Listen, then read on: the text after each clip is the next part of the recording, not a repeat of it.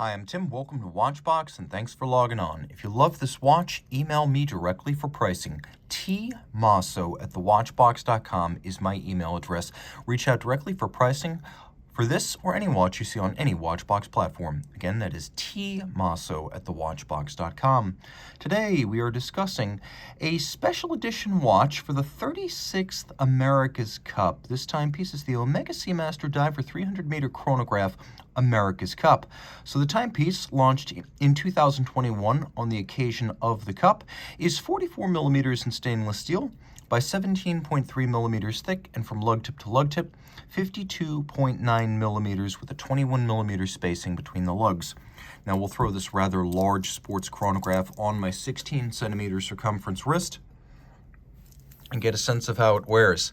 As you can see, it is large. I would recommend your wrist be no smaller than mine. To wear this watch, you want to have a wrist of 16 centimeters circumference or larger. It is a big boy. It's also quite thick, so it's not going to fit underneath the cuff. Now, the watch is well made and very solid in the hand. The weight is incredible. It feels almost like precious metal. The bracelet is a design we've known well on the Diver 300-meter series since 1993 in the very first version. Now, this is more squared off from lug top to lug flank, so it looks more like a sports bracelet than the rolled link profiles of earlier years.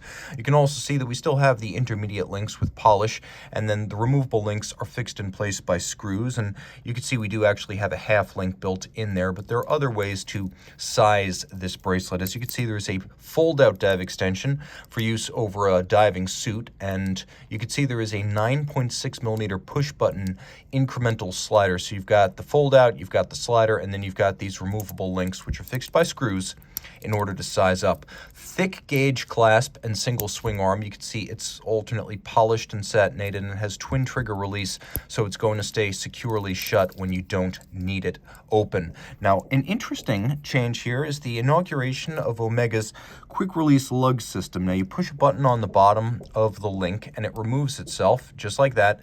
What's important here is that you have conventional interface which will work with spring bars. So you have little perforations that'll work with spring bars and conventional OEM and aftermarket straps. So unlike Hublot, Cartier, IWC, and many others, you're not frozen into a proprietary junction system, so you don't just have to use Omega's straps here. Any properly sized strap will do. So taking a quick look at what else we've got, this actually becomes a lot easier since the entirety of the bracelet comes off. We have caliber 9900. It is a master chronometer. You can see Omega has learned its lesson about America's Cup branding on these commemorative models, putting the name of the host city and the sequence of the event on the reverse of the watch instead of the name of a team that may or may not win. The movement has bidirectional winding, a 60-hour power reserve, twin mainspring barrels that even out the torque release, so you don't get the single barrel tendency to drop off a lot of mainspring barrel torque and balance amplitude after 24 hours. This is much more consistent and even torque release. Now, the movement has a full balance bridge and a free sprung index for precise adjustment and shock tolerance, and an anti-magnetic escapement and hairspring to make the watch effectively amagnetic. The chronograph uses a column wheel for crisp actuation, and then a vertical clutch, so the chronograph always engages smooth without jump. Another advantage of the vertical clutch is that you can leave it running with no additional hazard to the movement. The movement has a couple of subsidiary functions, one of which is this time zone feature that allows me to set the hour hand independently. You can see I can actually move the date forward and backwards depending on whether I'm traveling east and west, but everything keeps on keeping on. Chronograph is running, the minute hand and the seconds hand are not touched.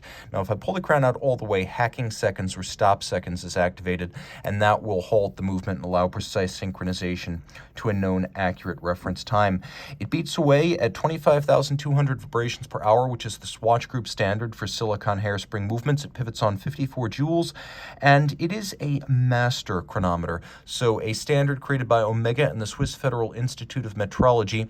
It's a 6-position test for the chronometry of a K-step watch, but also its water resistance, winding efficiency, power reserve, durability, and anti-magnetism. It is a much more demanding test than the COSC, and it does incorporate the COSC's ISO 3159 timing standards, so it's everything a chronometer is and more, and it uses a coaxial escapement, which is a George Daniels invented system.